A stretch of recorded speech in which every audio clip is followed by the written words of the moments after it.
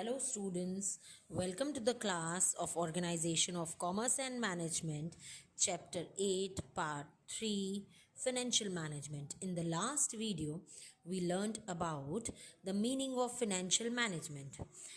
Quick revision of that. In that we learned, children, what is the work of financial manager?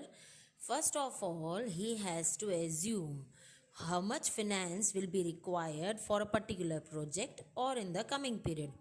After that assumption, he has to arrange that finance. उसको वो finance arrange करना है from various sources. We learned capital structure is a combination of various sources. Depending upon the requirement of time period, हमें कितने समय के लिए पैसा चाहिए और उस पर हमारा कॉस्ट कितना आ रहा है. Depending upon that we will select the source जहाँ से हम ये पैसा लेंगे. May it be debentures, borrowed loan और may it be owners fund, that is equity and preference share capital. Then financial manager को क्या करना है? फाइनेंस अरेंज करके ही has to keep a check कि जो फिनेंस हमने जिस प्रोजेक्ट के लिए अरेंज किया है उसका यूज़ उसी प्रोजेक्ट के लिए होना अनिवार्य है. After the completion of the project, whatever earnings we have got in the business are to be distributed by the financial manager in various departments for various works such as percentage for retained earnings, percentage for general reserve, fixed percentage as dividend. So each and every में कितना divide होगा वो decision भी financial manager का होता है. Now on what this capital structure depends completely, that is factors affecting capital structure. As we all know, business is affected by two types of factors, internal as well as external. Same way, factors affecting capital structure are of two types, internal and external. First, we'll be learning about what are internal factors that affect the capital structure. First is type of the business. अगर type of business manufacturing है, children ध्यान दें, अगर manufacturing का काम कर रहे हैं हम तो हमें मैन्युफैक्चर करने के लिए मशीनें चाहिए, हमें पैसा ज़्यादा चाहिए. That is why we require more fixed capital. But if we are only selling unit, हम एक जगह से बाय करके दूसरी जगह सेल कर रहे हैं तो हमारा रिक्वायरमेंट ऑफ फिक्स्ड कैपिटल ज़्यादा नहीं होगा. Next, size of business. If large scale activities we are doing on in the business, हम बड़ा बिजनेस कर रहे हैं, बड़ी कॉरपोरेशन चला रहे हैं, then in that case we require more fixed capital, while small scale industrial units require comparatively less. Estimation of business income.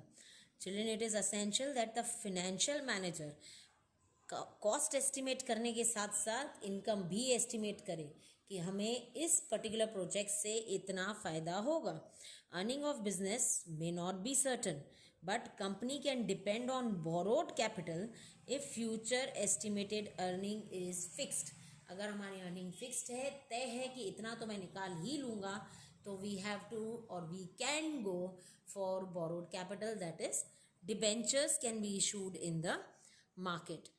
Then nature and requirement of assets. If requirements of fixed assets are on large scale in business, then the ratio of equity share will be high in capital structure. अगर हमारे assets ज़्यादा चाहिए, हमें fixed assets लंबे समय के लिए चाहिए होते हैं, सो इन दैट केस हमें किस कैपिटल की ज़्यादा ज़रूरत है? इक्विटी शेयर कैपिटल, जो बर्थ गिविंग कैपिटल है.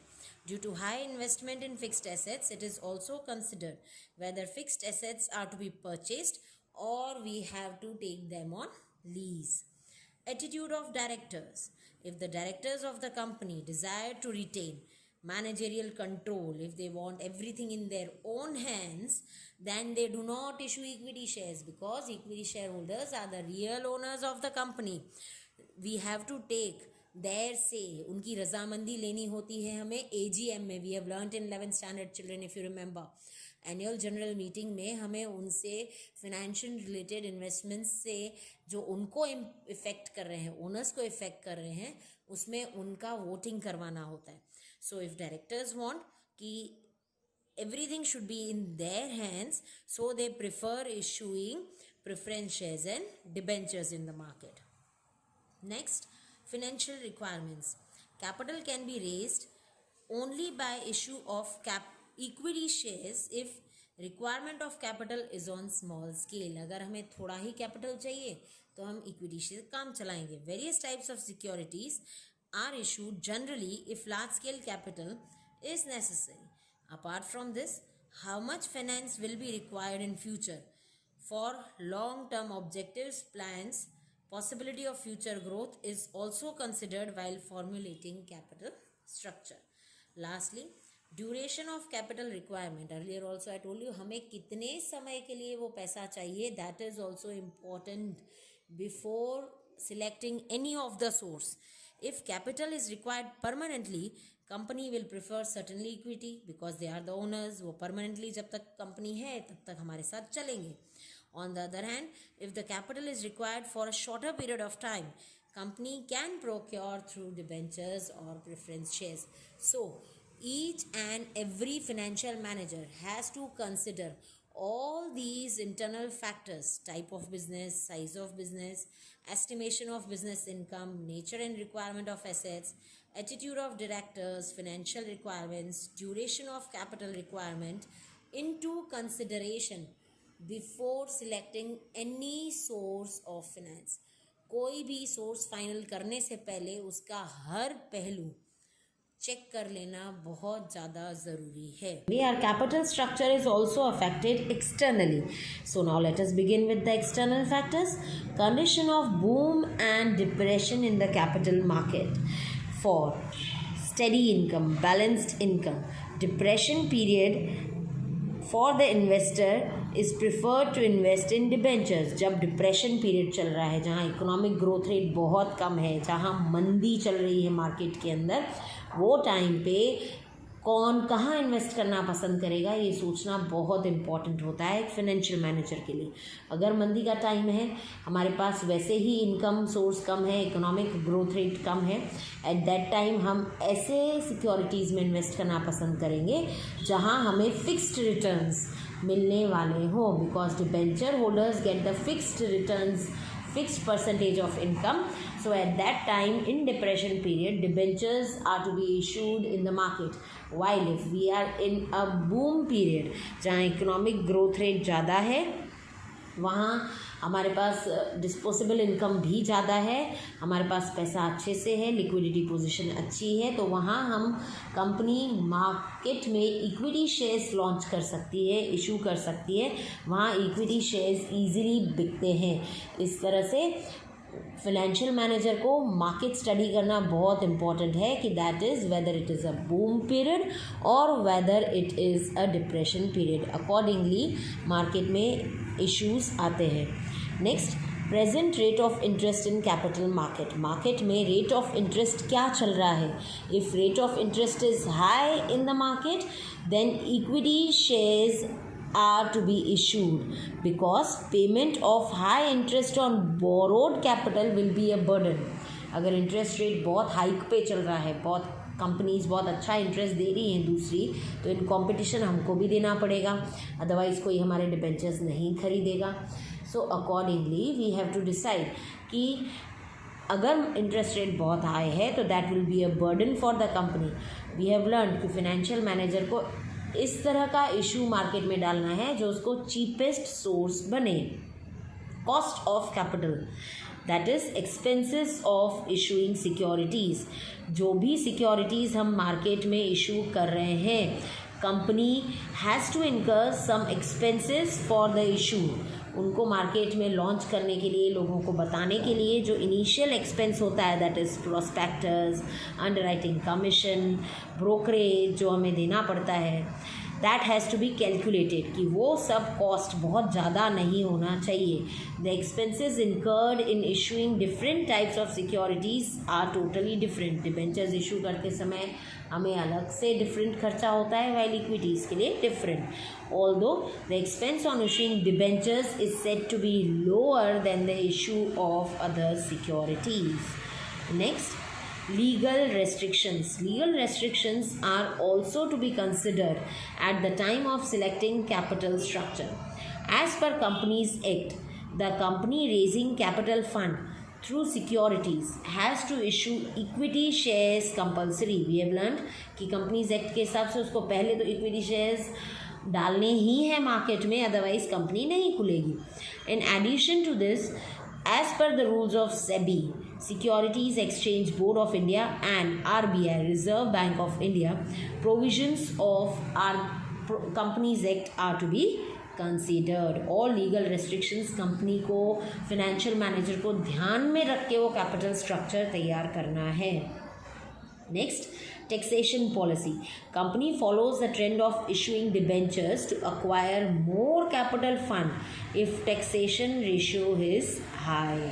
अगर टैक्स रेट हाई चल रहा है तो कंपनी क्या इशू करेगी? सबसे पहले डिबेंचर्स. क्यों? Because the interest which we pay on debentures, we have learned in accounts also कि जो इंटरेस्ट हम डिबेंचर्स पे करते हैं वो हमें डिडक्ट होता है for taxation purpose. It is treated as an expense. Normally equity shares पे जो हम पे करते हैं डिविडेंड, वो आफ्टर टैक्स हम कैलकुलेट करते हैं. टैक्स पेड के बाद जो इनकम बचता है उसमें से हम डिविडेंड डिस्ट्रीब्यूट करते हैं. तो जब टैक्स रेट हाई हो तो company prefers, financial manager prefers to give और issue debentures in the market first. Next, institutional investors, insurance companies, banks, financial institutions of all state as well as central governments invest in shares and debentures of the company as per their rules and conditions. वो भी companies में invest करते हैं. तो वो सारा trend study करना financial manager के लिए बहुत ज़्यादा ज़रूरी है. So all the conditions of these institutions consider करने के बाद ही कैपिटल स्ट्रक्चर तैयार करना है. Lastly, foreign institutional investors. जो भी फॉरेन इन्वेस्टर्स हैं, इंस्टीट्यूशंस हैं जो यहाँ पर हमारे यहाँ पे स्टैब्लिश्ड हैं, यहाँ आउट ऑफ इंडिया हैं बट यहाँ रजिस्ट्रेशन कर रहे हैं और यहाँ हमारे शेयर्स बाय करते हैं, सिक्योरिटीज़ बाय करते हैं from all secondary and primary markets. Foreign investment institution has to make registration with SEBI. Such institutions are permitted to purchase shares and debentures of Indian companies. तो SEBI में registered जितने units हैं वो अभी किस trend पे चल रहे हैं, whether they are interested in investing presently in debentures or in equity shares. Accordingly we will decide in capital structure कि हमारा ओनर्स फंड कितना होगा और बोरोड फंड कितना होगा. And we have learned earlier children कि हमारा ओनर्स फंड और बोरोड फंड ऑलवेज बैलेंस में होना चाहिए. नो डाउट हमें स्टडी करना है मार्केट में कि क्या प्रेजेंटली बिक रहा है, क्या लोग खरीदना पसंद करेंगे, but then too we have to keep this point in notice कि हमारा borrowed fund should not be more than the owners fund. So in this video we learnt about what all factors should be kept in mind while deciding the capital structure, all the internal factors, all the external factors. कई बार ये question एक साथ पूछा जाता है या eight times इसमें से शॉर्ट क्वेश्चंस बना के पूछे जाते हैं. So each and every student should read text book thoroughly. Page number 89 and 90 of your text books. Go through all head points और हर सिचुएशन को कि कब क्या इशू होता है, कब इक्विटी शेयर्स, कब डिबेंचर्स, इसको बहुत अच्छे से स्टडी करना because this can be asked even in 1 mark. Go through all the points. We'll meet in the next video. Till then, see ya.